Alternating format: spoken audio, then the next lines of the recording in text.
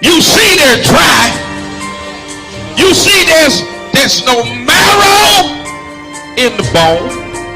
You see they're scattered all over the valley. They ain't even full skeletons. I mean, the bones are scattered all over the valley. They're just bones. But answer me a question, Ezekiel. Can these bones live? Ezekiel answers the only way he knows how to answer. Lord, you know. Critical race theory was born out of critical legal theory. Am I teaching y'all something today?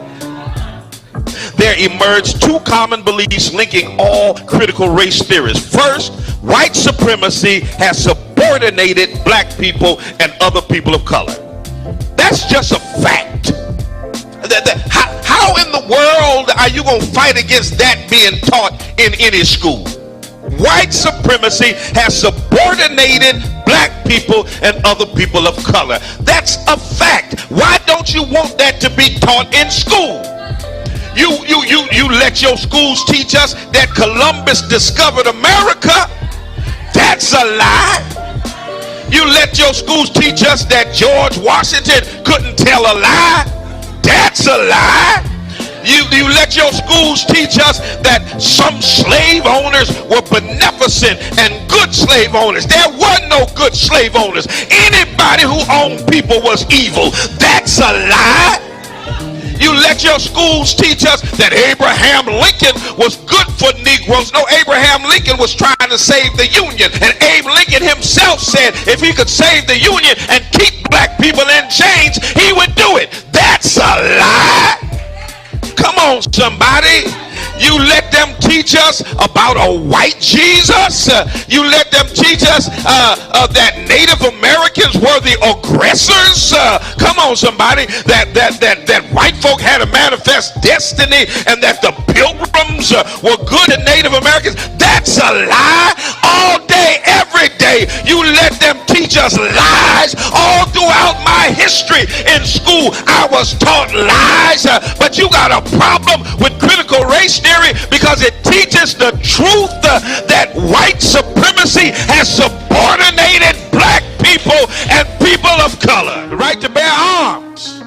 Let me just back up a little bit and let me take you on back to the late 1960s when Ronald Reagan was the governor of California. And they were oppressing black folk, and a group of men and women known as the Black Panther Party decided that they were going to defend the rights of black folk. And the Black Panthers decided that the Second Amendment wasn't just for white folk. So they strapped themselves with guns and showed up at the Capitol in California. And when they saw them Negroes with guns, come on, somebody. That's why I say if you ever really want to get gun laws changed, just strap all these Negroes up. They'll change them laws before the week is over. When the Black Panthers, watch this, I want you to read, the California legislator passed what was called the Mulford Act. It was a gun control act that decided who could get guns, who couldn't get guns, what could be in your background, what couldn't be in your background. It was the first time in history that the National Rifle Association, the NRA, supported restrictive gun legislation, all because black folk had the nerve to get strapped. Look at your neighbor and say, neighbor, go get strapped. Amen, somebody.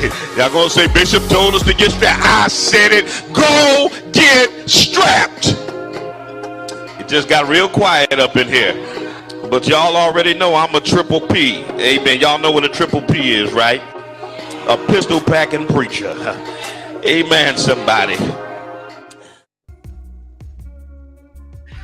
Thank you, Jesus.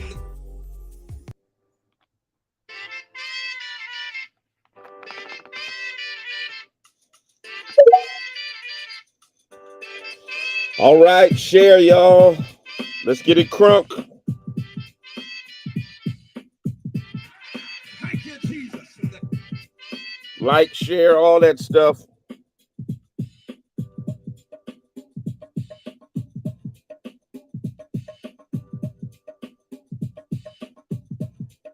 Going live momentarily on the air.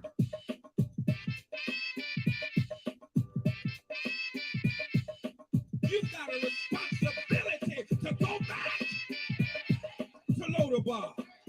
Your work's not done just because you made it to the palace. Going live on the radio momentarily. Tell somebody Bishop is on right now.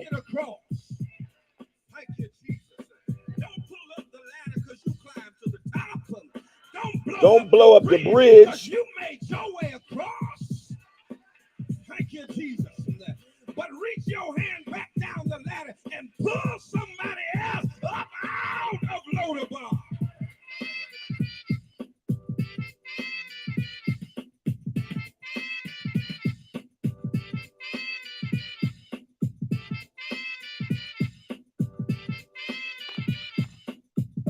Rep your city, rep your town.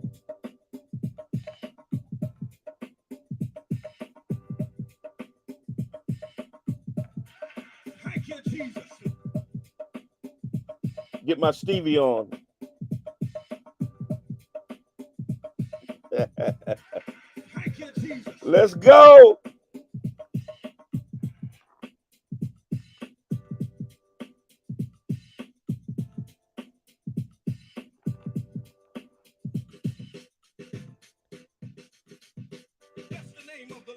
Somebody got to tell themselves it's all right if you got it now. Just hold it for me.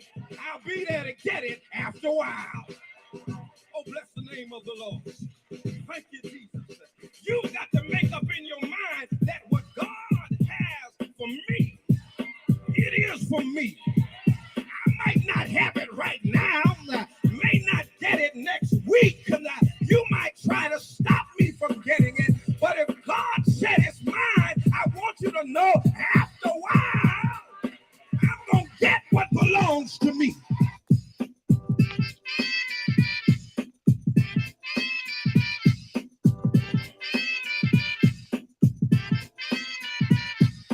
Sometimes God got to strip what you got so you don't depend on yourself. He got to take away from you so you understand how to depend on El Shaddai. Come on in here.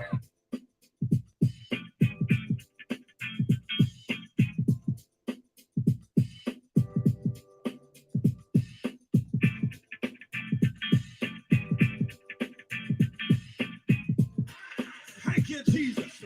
Our young people are dying. Cracked out. Suicide. Homicide. They'll kill you at the drop of a dime. Our jails are full. Yet the crime still runs rampant.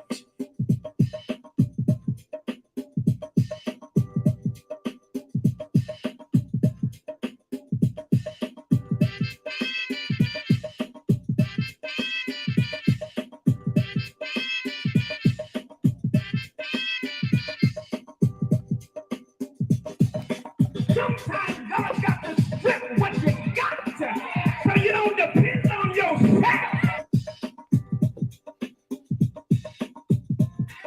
Thank you, Jesus.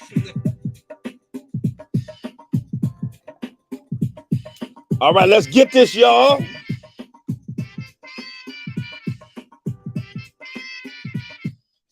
.7 WTCC. Good morning and welcome to the Black Love Experience. I'm your host, Bishop Talbert Swan II. And you know, it is a beautiful Friday. It's been a beautiful week, man. I've had a wonderful week, very busy week, event-filled week, but it's been a great week. We've been in our annual workers meeting for the Vermont jurisdiction of the Church of God in Christ conference. And we were in Vermont, Brattleboro. Love the scenery, the mountain view, and all that stuff. We were there early part of the week and had such a wonderful experience. Great worship service. My friend, the Bishop Bernard Reese from the Greater New Hampshire jurisdiction, preached for us while we were there. We heard from Pastor Robert Haygood, who gave us a dynamic morning manna word. We heard from Assistant Supervisor Lillian Moy. We had workshops. We just had a great time. And man, the worship experience was, whoo, you had to be there. You had to be there to experience it. We've been in our fellowship conference in Bridgeport, and it's been dynamic. Bishop Victor Rush came through like a Russian mighty wind. He and his daughter, the acclaimed Kimberly Joy, sang the house down. Mother Valerie Fields, our jurisdictional supervisor, preached on last night. I'll be preaching tonight in Bridgeport at the Holy Tabernacle Church of God in Christ. And then early in the morning off to Detroit for the funeral of one of our bishops. So it's been a very busy week, but eventful, refreshing. And shout out to my wife, Cynthia, who's been my chauffeur, driving me back and forth. And it's not really just out of the goodness of her heart that she's looking out for me. She just doesn't want me to drive. But we've had a great time being in fellowship with one another. And to greatest church in the world, the Spring of Hope Church of God in Christ, thank you so much for supporting your pastor. I appreciate you all so very much. And we'll see you all on tonight. Just one more night, and we close out our workers meeting. Listen. There was a case in Jacksonville that I talked about where a black man was murdered, and someone decided they wanted to chime in on that case to kind of correct me about my take on it. That I shouldn't assume that it was racially motivated, and all that stuff. And anyway, there was a back and forth and exchange, and it devolved into him calling me pimps and prostitutes, pimp preacher, the tired old adage, pimp preachers and prostituting for the Democrats. And you all know, anybody who follows me, whether it's on social media, on the radio, or just in terms of my activities throughout the community and the nation, y'all know good and well I ain't hardly a prostitute for Democrats. That I give Democrats plenty of smoke. But, when you have nothing else, you lean on the same old talking points. And the sad reality is this gentleman, Dr. Boyce Watkins, is a guy that I used to have a modicum of respect for. As a matter of fact, I've had him at my church. He spoke during my annual lecture series. And you all know I bring renowned folks from across the world to the city for my annual lecture series. And he has been blessed to be one of those speakers. But now he's decided that I'm a pimp. And so my question to him is, since you came to get paid from me to speak for me, who do pimps usually pay? I mean, that, y'all can answer that question yourself. But in any case, I'm going to talk about it. See, sometimes folk let the collars fool them, and they think because you're a preacher, you're supposed to lay down and let folks walk over you, say whatever they want to say about you and all that stuff. Yeah, see, if y'all think I'm that turn the cheek dude who, let you spit all over me, urinate on me, and tell me it's raining. Yeah, I'm not that soft target. In the words of my girl Teslin Figaro, I ain't a soft target. So that's why I titled this show, If It's Smoke You Want, It's Smoke You Get. Bottom line, um, it is what it is. So 413-736-2781, 413-736-2781. Rep your city, rep your town. Let me know where you're chiming in from.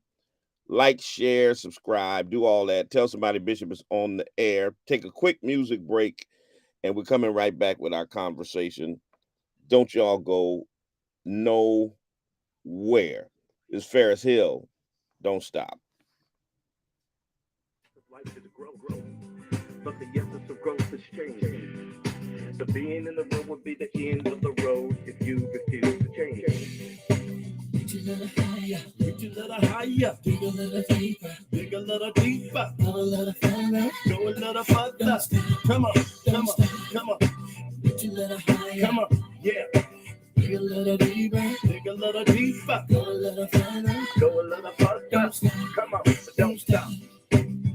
The essence of life is growth, but the essence of growth is change. The being in the road will be the end of the road if you refuse to change.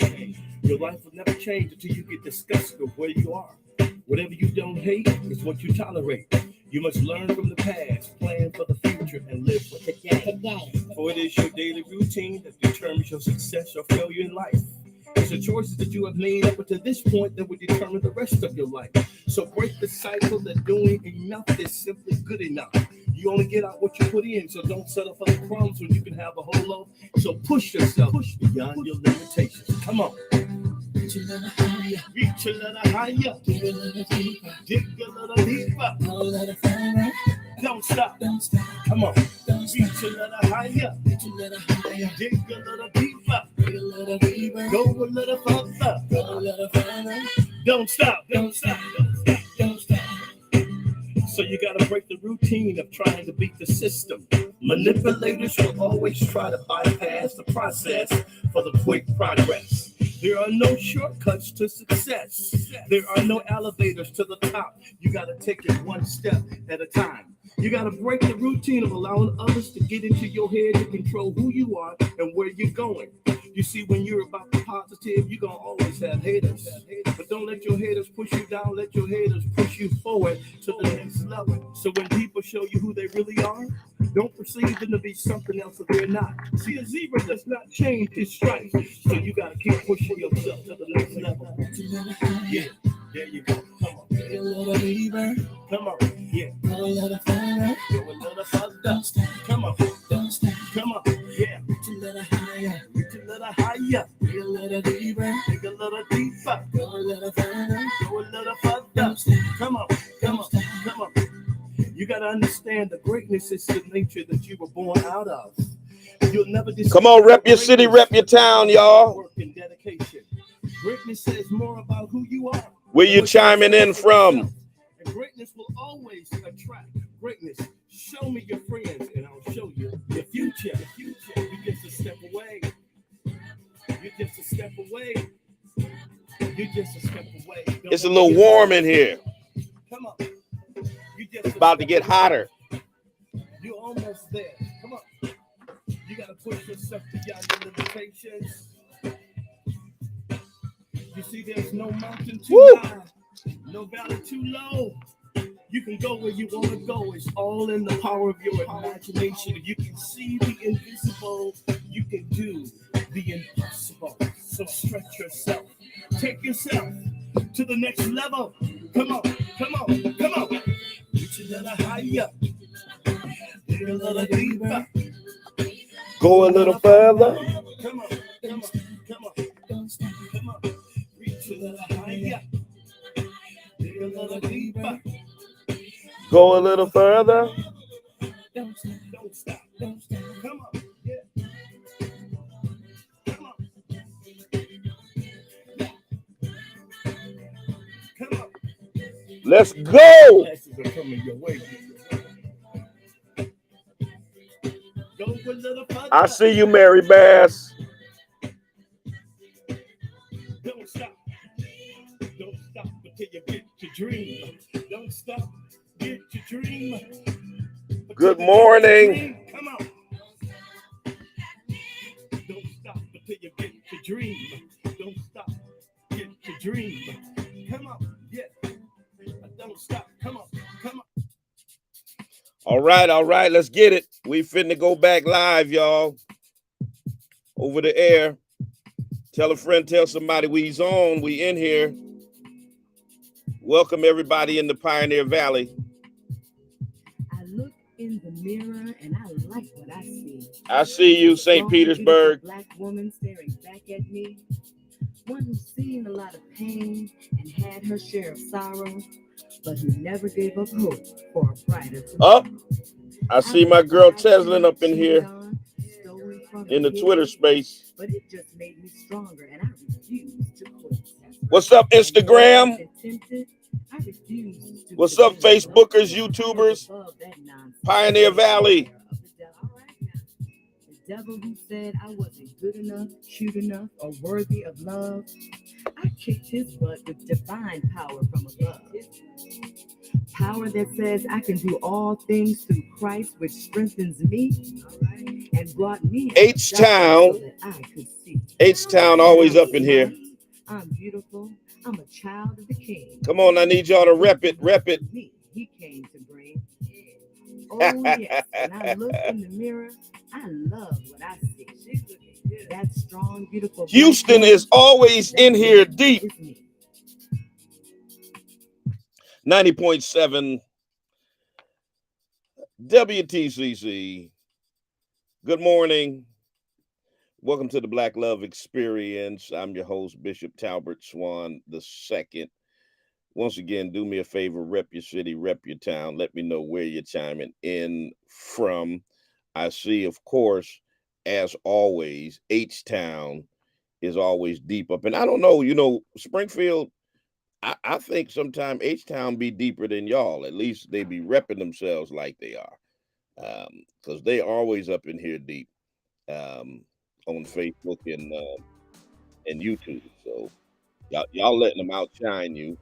And, and I'm in the field. I can't be doing that. I see St. Petersburg, Florida in the house. Toronto, Canada, Quebec is up in the house. The UK is in here. Who else is up in here? Let me see. Come on. Chicago is in the house. They always, there we go. Another H-Town. Where's the field at? Where y'all at in the field? Huh? Y'all just take me for granted in the field. I'm just supposed to know y'all here, right? I guess that's what I'm supposed to know. New Jersey. Welcome, New Jersey is in the building. New York City is in the building. Welcome, ATL. I see San Diego, California in here. Columbus, Ohio is in here. North Kakalaki. McDonough, Georgia is up in here. Good morning, VC the Ren follows me on Twitter. Good morning to you. Washington, D.C. is in the building. Good morning to everybody who's up in the building. So let 413 is here. I see you, 413. Jamaica via Atlanta. Good morning to everybody from everywhere who's in here. Alexandria, Virginia, good morning to you. So listen, let's keep it a buck. I was going to have my friend Rudy McKissick call in to talk about that case in Jacksonville. He has an emergency. Say a prayer for him and his family. Good brother, and has his finger on the pulse of what's happening out there. Because it was a case that I was dealing with that happened in Jacksonville, Florida, that brought this on. And I'm not sure it was necessarily just that case, because for whatever reason, Dr. Boyce has been coming for a brother, for a little bit, jumping on my commentary, saying little slick stuff. And then it got a little over the top this time around um, for whatever reason. So let me go back and tell you what I talked about. There were 3 white boys. I say boys, they were grown, but they were very young. And there's always been this narrative that is going around, basically trying to suggest that racism is dying out. You continually hear that it's a dying breed, it's dying out, it's not like it used to be, that the younger generation, the millennials and the Gen Zers, are more enlightened than their parents were. Race is not as big of an issue for them. And yet, those of us who kind of have our finger on the pulse of what's happening in the nation, we see the younger generation is being just as racist as their predecessors. And we measure that out based upon their actions. You can go to TikTok any day and catch 15, 16, 14-year-old white boys and girls saying and doing all kinds of racist foolery. Okay? 17, 18, 20, 22-year-olds. And there is no indication whatsoever that racism is dying on the vine. It's fading out. That this generation is much more tolerant. And first of all, I don't want to be tolerated. I want to be treated with respect. And so when I saw that the ages of these young men who murdered a 34-year-old black man in Jacksonville, okay, chased him down, shot him, killed him, and left his body behind a dumpster. 19 years old, 18 years old, and 21 years old. 3 white boys. 18, 19, and 21.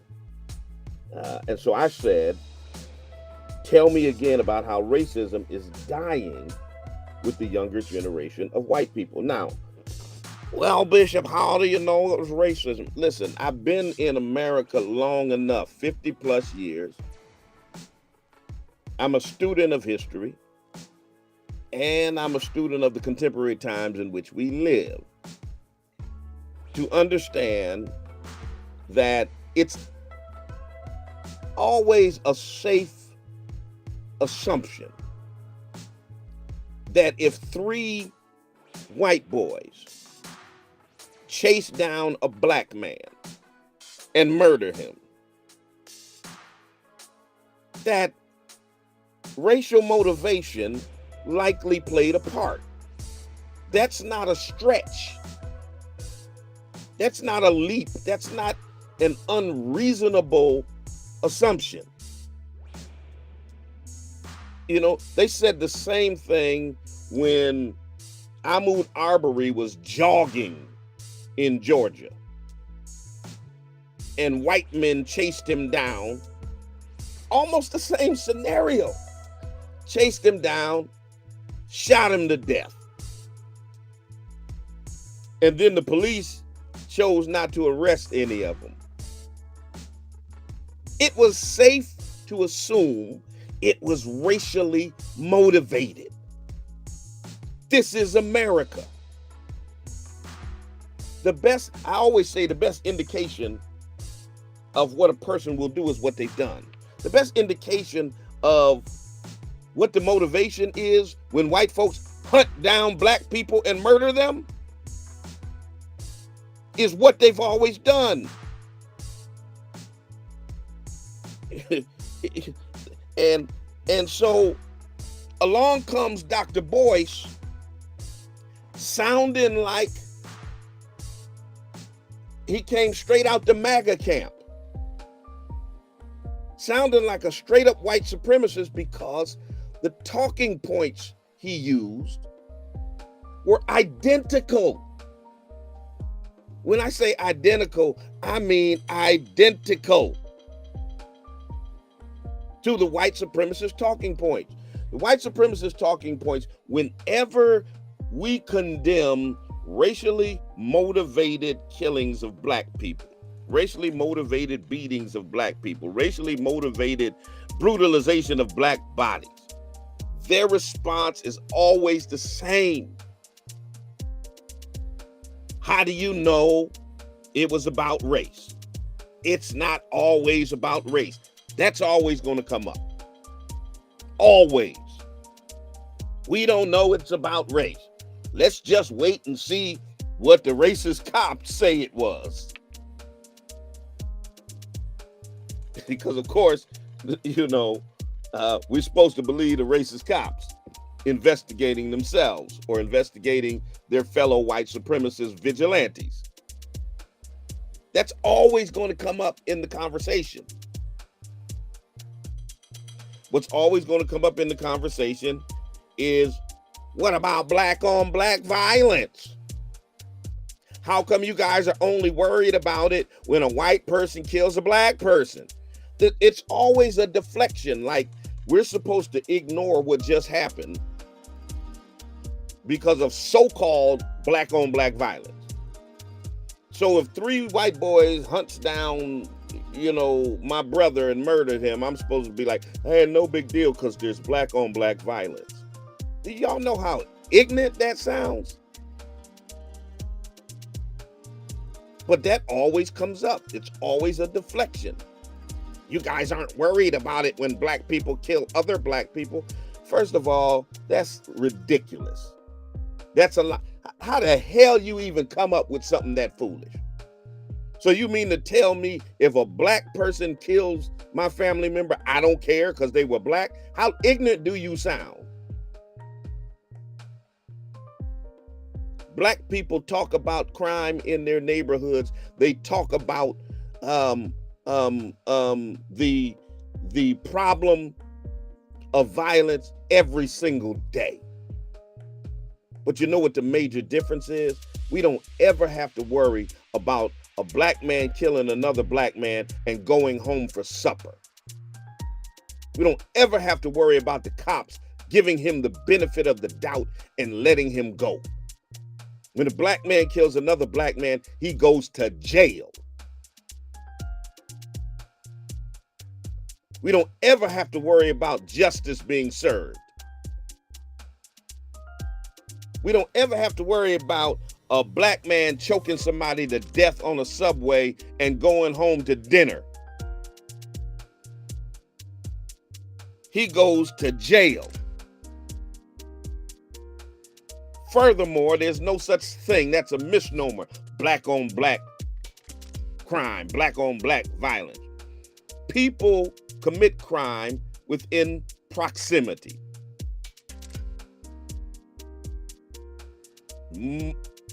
Most of the time in the neighborhood they live in, most of the time against the people that they are around.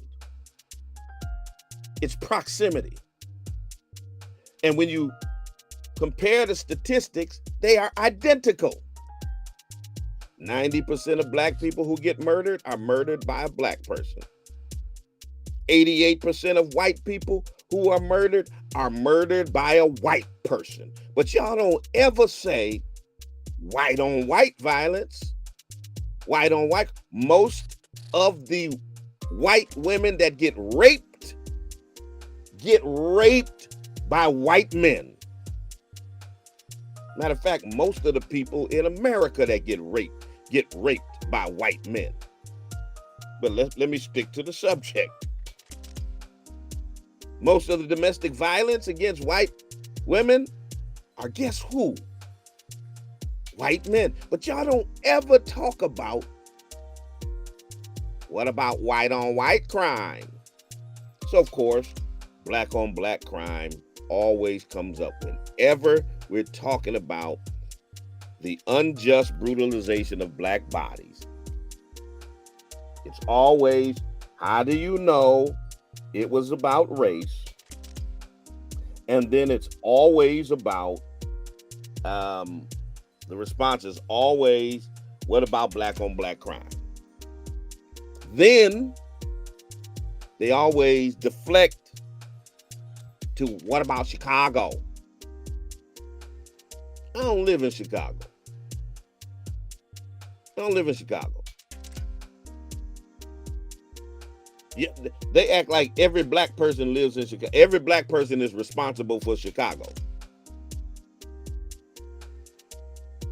And y'all do realize they didn't start the what about Chicago until Barack Obama became president. As soon as you got a black president from Chicago, they started dogging out Chicago and have been doing it ever since.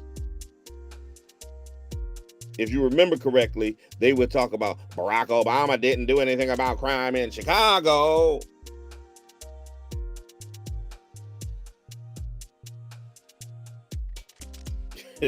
Come on, they never said anything about George Bush not doing anything about crime in Texas. And they've been on the Chicago kick everything. And by the way, incidentally, just so y'all know, in terms of most violent cities in America, Chicago rates number 38. 38. There are 37 other cities that are considered more violent than Chicago. But it's now an embedded racist trope that whenever you talk about the brutalization of black bodies, what about Chicago is always going to come up. It's an embedded racist trope. And so that's the trifecta. That's the unholy trinity of deflective responses when you talk about the unjust murder of black people. It's not always about race. What about black on black crime? What about Chicago? Always gonna come up. So I talked about these 3 white boys being murdered in Jacksonville. And along comes Dr. Boyce Watkins. And see, unlike Boyce, I'm man enough to call his name. I'm not going to do the passive aggressive thing and say some bishop, some pastor, pimp preachers. Negro, call my name. We know you talking about me. Boyce has my number. He got my personal cell phone. I text him when he started this foolishness. I'm like, man, what's up? What's going on? You know, I figured, you know, I can go behind the scenes and squash it. Of course,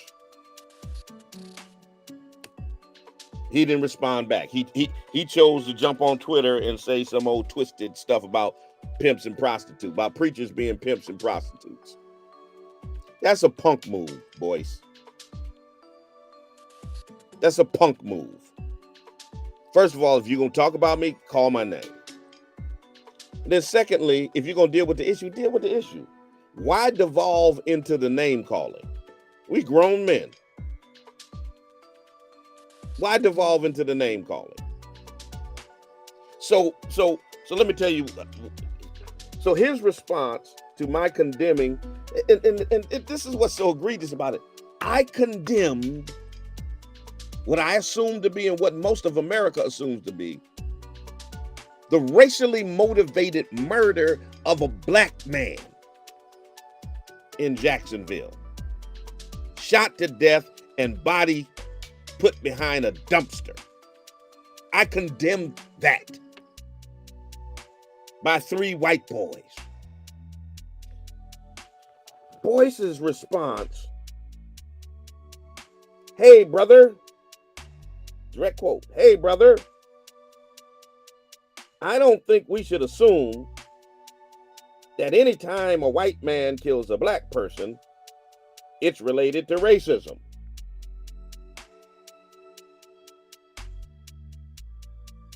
Three white boys murdered a black man, dumped his body behind a dumpster. He didn't say anything about the crime. He didn't say, hey, brother, man, I think this is horrendous. This is a terrible thing. No, brother, don't assume it's related to racism. Like, that's the most important thing in this conversation. Black man is dead. His family is grieving. 3 young white boys committed the crime. But the most important thing to voice.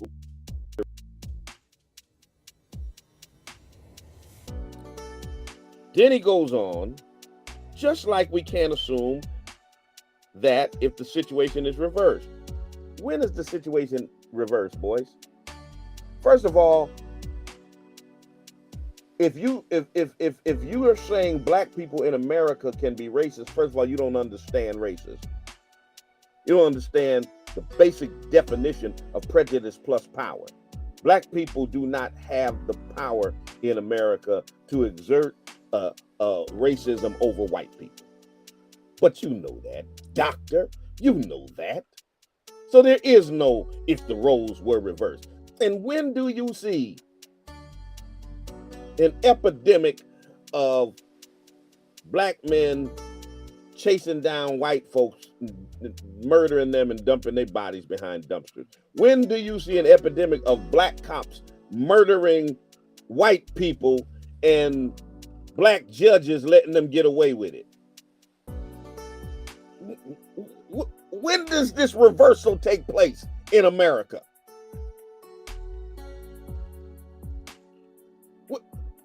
Come on, man. He goes on. Also, we are so sensitive about white on black killings that we completely ignore black on black violence. Already, he's 2 sentences in and he used the first 2 racist white supremacist talking points. Don't assume it's about race. What about black on black violence? Why y'all ain't mad about black on black violence? We are so sensitive about white on black killing. Yes, Dr. Boyce. We are very sensitive about white folks murdering black people because most of the time they get away with it. They get to put us in chokeholds on subways, and then we have to have whole protests and beg a district attorney to file charges because white cops are willing to let them get away with it. When the hell does that ever happen when the roles are reversed? I'll wait. You give me the case when you ever saw a black man choke a white man to death and white cops say you can go home. Never. So he says we're sensitive about white on black killings, but we ignore black on black violence. That's a lie. First of all, it's a misnomer calling it black on black violence, but to suggest that black people ignore black people being murdered by black people, that's a lie. That's a white supremacist talking point. In what black neighborhood in America do they ignore black people being killed by black people?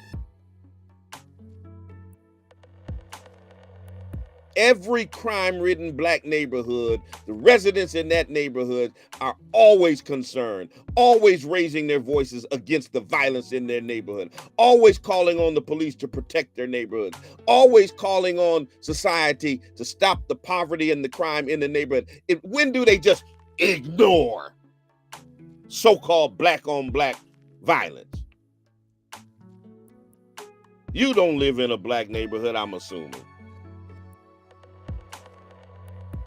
When do they ever ignore it? What are you talking about?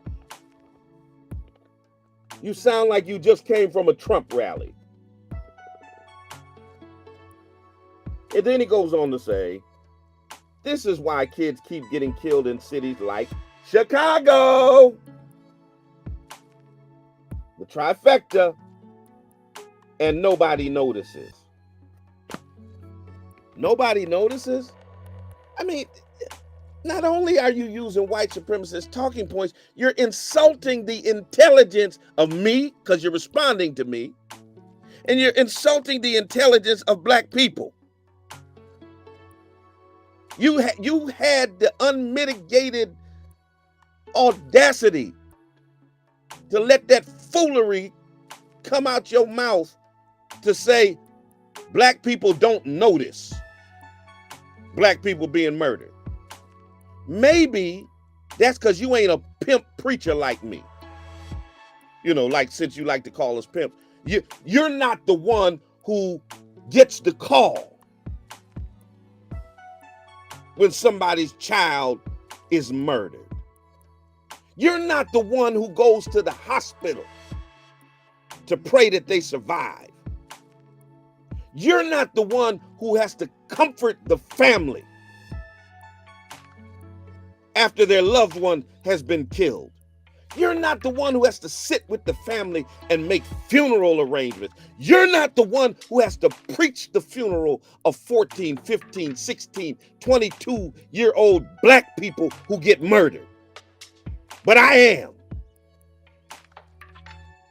People like me and Rudy McKissick and others, we are the ones who sit with these families, comfort these families, support these families, preach the funerals. How dare you sit up here and say nobody notices? What the hell are you talking about, boys? What are you talking about? Nobody notices.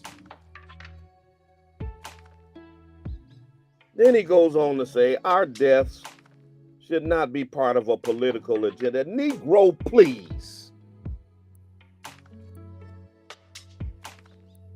So when we condemn the brutalization of black bodies, the state-sanctioned violence against black people, it's a political agenda. What is my political agenda when I do? When I condemn violence against black people, what's my political agenda? Because I'm not running for political office.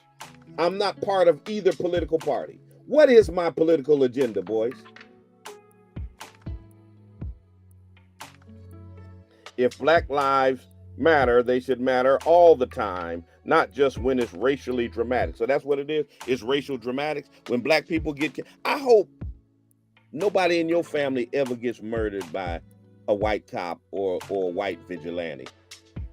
And somebody tells you that it's nothing but racial dramatics.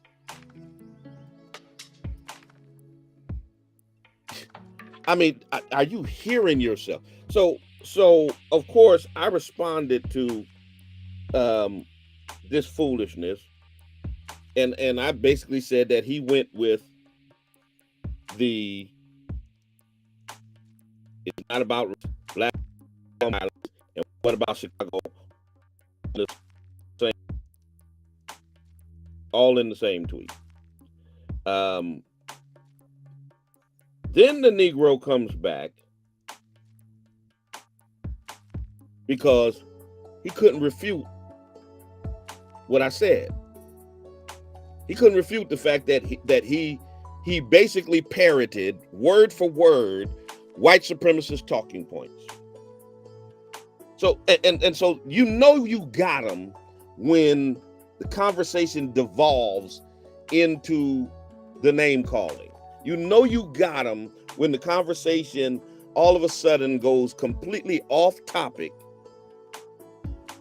and they start with the same old tropes. You know, man, that stuff don't faze me. You know how many times people accuse pastors of being pimps and, you know, and all this kind of stuff. So of course, Boyce goes right to that, straight to that narrative.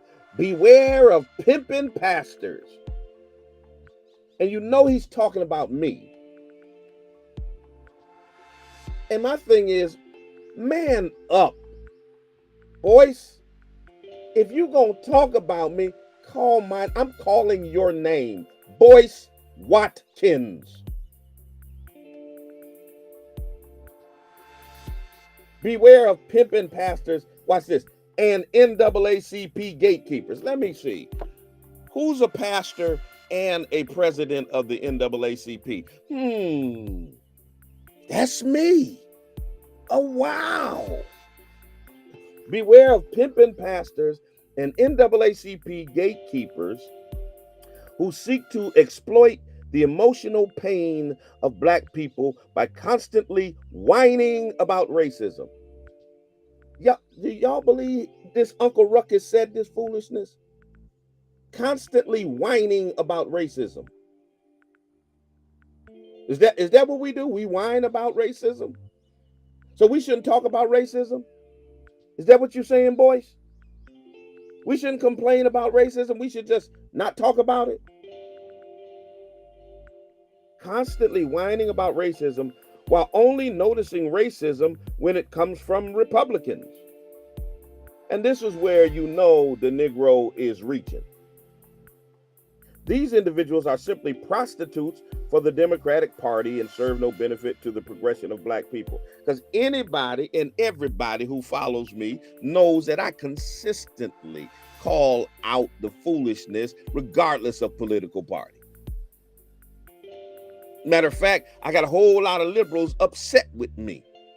A whole lot of the Democrat gatekeeping Negroes who come at me because of the fact that I call out the racism of the Democrats and of the Republicans. So not only does he devolve into the name calling, but then he just makes stuff up. I'm just gonna make up a narrative. You're gonna make up a and so those of you in Springfield, you know, I had Boyce Watkins at my church. So I asked him the question, you came to my church and got a check. So if I'm a pimp, who do pimps pay? Who works for pimps other than hoes? So if I'm a pimp, that must make you a hoe, Boyce. Oh, y'all, some of y'all getting uncomfortable, but y'all knew, the title of this is, if it's smoke you want, it's smoke you'll get. I'm not the turn the cheek pastor. I'm the Nat Turner kind of pastor. I'm not the lay down and let you walk over me pastor. And so I know a lot of people were like, oh, this is a shame. You shouldn't do this publicly. Let's be clear. Let's make it clear. If you attack somebody publicly, if you try to malign somebody's character publicly, if you call somebody a pimp and a prostitute publicly, do not expect for that person to try to correct it out of the public eye.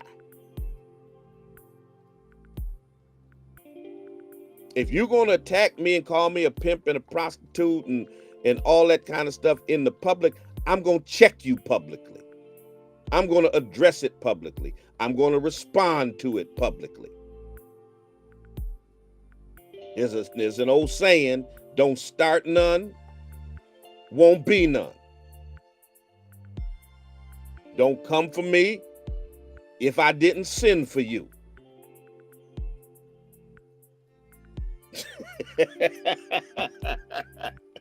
Whitney, that's my daughter, y'all. She said, you did not call this man a hoe. Listen, I'm just trying to put two and two together. I'm just, making a logical, drawing a logical line. If you called me a pimp, which he did, he called me a pimp. And when Boyce came to my lecture series, he worked for me. I paid him well. He didn't have no problem with this pimp then when he came to get a check. So the point I'm making is, if he worked for me and I'm a pimp, who works for pimps? Hoes. So if I'm a pimp, Boyce must be a hoe. That's all I'm saying. That make perfect sense to me. Those of y'all who know me, you knew where. Yep. Let me get some folks up in here. The cable guy. Cable guy, you're in the space. 413-736-2781. I'm gonna open up the phone lines. Cable guy, come on now. You got the microphone. Cable guy going once. Going twice?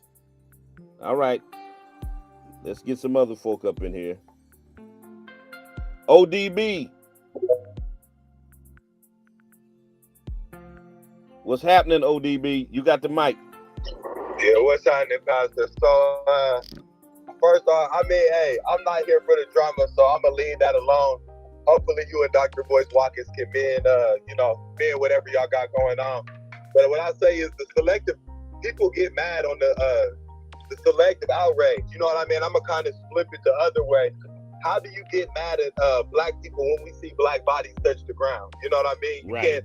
I don't think there's a scale of at that moment that we should be held to or say held at a political agenda. I'm from Ohio, you know, and I know Dr. Boyce Watkins is an Ohio State guy. I'm from Columbus, Ohio, where, you know, that's Columbus, Cincinnati, Dayton are the top 5 cities, you know, or top 10 cities in police, you know, brutality, deaths. You know what I mean? Police shooting black kids. Mm-hmm.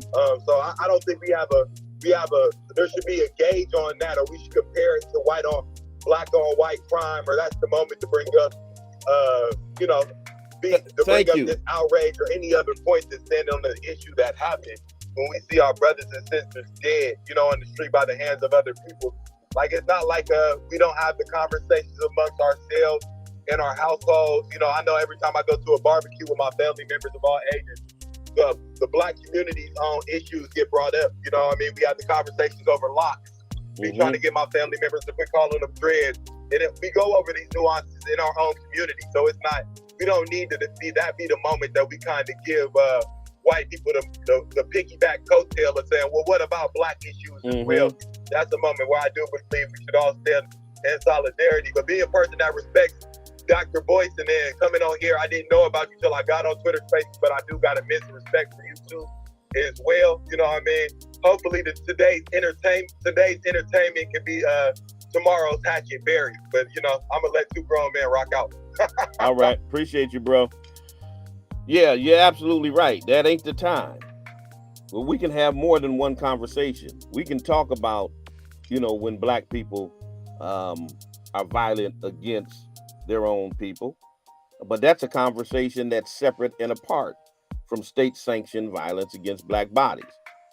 And black people should be the last folk who default to that conversation when we're condemning the brutalization of black folks at the hand of racist white people. Should be the last people dealing with that foolishness. Admiral Black, you're in the space. Holla at your boy. Hey, good morning, Pastor. How you doing this morning? I'm good. You? I'm doing all right. I just had a quick question because I know that you mentioned earlier you were a pastor. And lately in the media, there's been a lot of reports coming out about black churches accruing over $500 billion since 1980s. Why is it that the community doesn't have any understanding of how much money's actually been raised by the church and the church family so we could actually figure out what we could do with the problems that's happening in our community? Would you not agree that that much money could have made a change into the community? It has. Is your assumption that money that has been raised by the church has not benefited the community? Because that's a false narrative. No, I wouldn't say that. I would just say that there isn't as much bold transparency on how much money has actually come through the church home in the black. Do you belong to it? Do you belong to a church? I stopped going to the church because of lack. So you stopped going to church. So who do you think the church needs to be transparent with? People. Because the church is registered as 501. Okay, so let me help you here. And appreciate the question. Let me help you here. Churches are responsible to be transparent with their membership, with the people who give the money. And it's only in the church that people ask questions like that.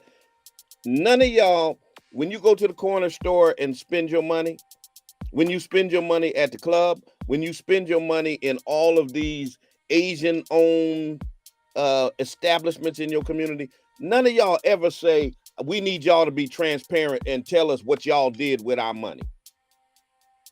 But then It's always folk who don't go to church and who don't spend a dime in church, who always be like, the church ought to tell the community what it did with the money. I have an annual meeting, and most pastors I know have meetings with their members and are very transparent with the budget and what happened with the money that the people gave. And if you were a member of that church, you would probably know pretty well what that church does with the finances that it raises. But I don't think any church is responsible to call a community-wide meeting and say, hey, all of y'all people who don't belong to our church and who never give a dime in our church and who never support our church, I'm gonna open up our books to let you know what we doing with your money. And that ain't none of their business when you're not a member. So, I mean, we can play that game and collectively talk about, what black people do with their billions of dollars, what this group does with its money. We can talk about fraternities and sororities and how much money they get, but don't nobody get to know what happens with the money in that fraternity and sorority but the members of it. But all of a sudden, we want the churches to tell everybody their business.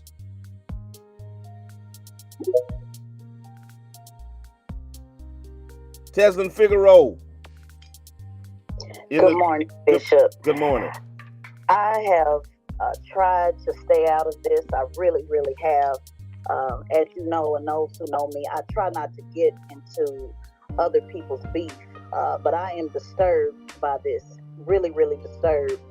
And, I know Boyce has been, doing subliminal tweets against you, and I really don't get it, Boyce. I really don't. To be over 50 years old and to sit here and do sub-tweets and say some bishop is not the point of saying his name, it's giving manufactured beef for clicks.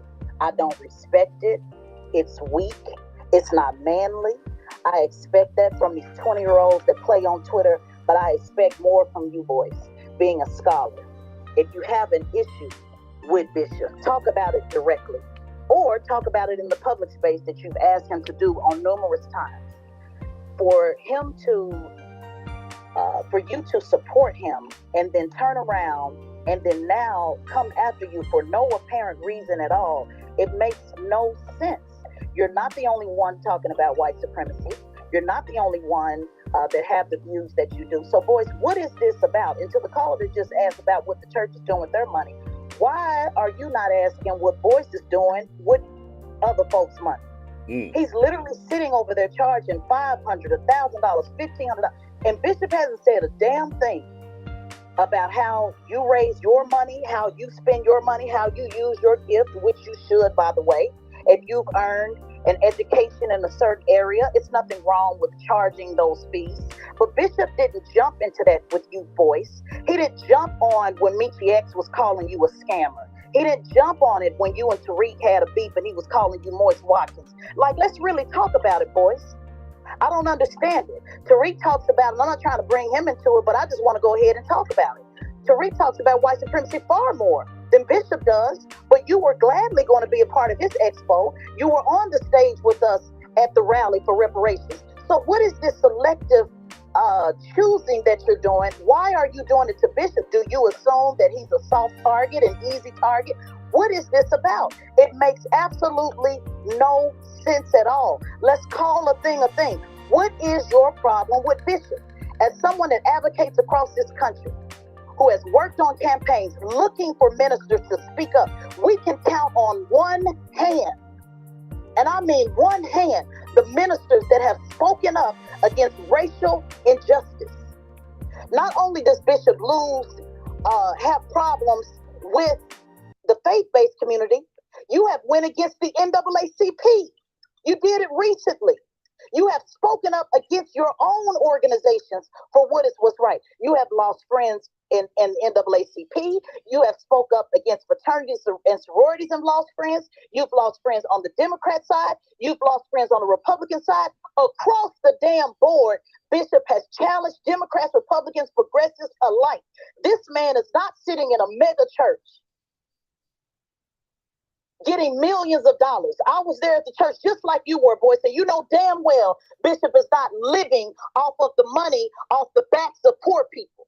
Many of you can't say the same. This is wrong what you're doing, boys. It's wrong.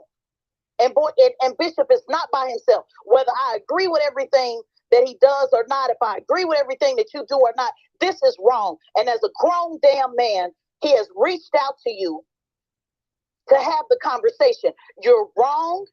You come over to my page a lot. I see you, homie. I see the little comments, and then you go do a post and do it. And I'm letting you know right now, this ain't what you want with me. Because I get way more ugly than Michi got. Way more petty than Tariq got. Stop thinking that just because people are not responding to you, that they can't get on the level with you. And I just want to be clear, boys, I don't have a problem with you personally, but I do rock with Bishop, and I think what you're doing is wrong. And if you called yourself a friend with friends like you, he don't need enemies. There it is. Appreciate you, sis. Always. Always. Listen, I got to go. I got to move out your way. Don Felton is in the studio. I wish I could get to some more of y'all, but I can't. He's coming up next with mid-morning jazz and great black music. If you're looking for a place to worship, check us out at the Spring of Hope Church of God in Christ, 35 Alden Street, Springfield, Massachusetts, 11 o'clock a.m. on Sunday morning. Check me out on Monday morning for the spoken word, where we get into some more subjects to each and every one of you in the spaces. Appreciate you all. Until the next time I talk to you and you talk to me, always remember, God loves you. So do I.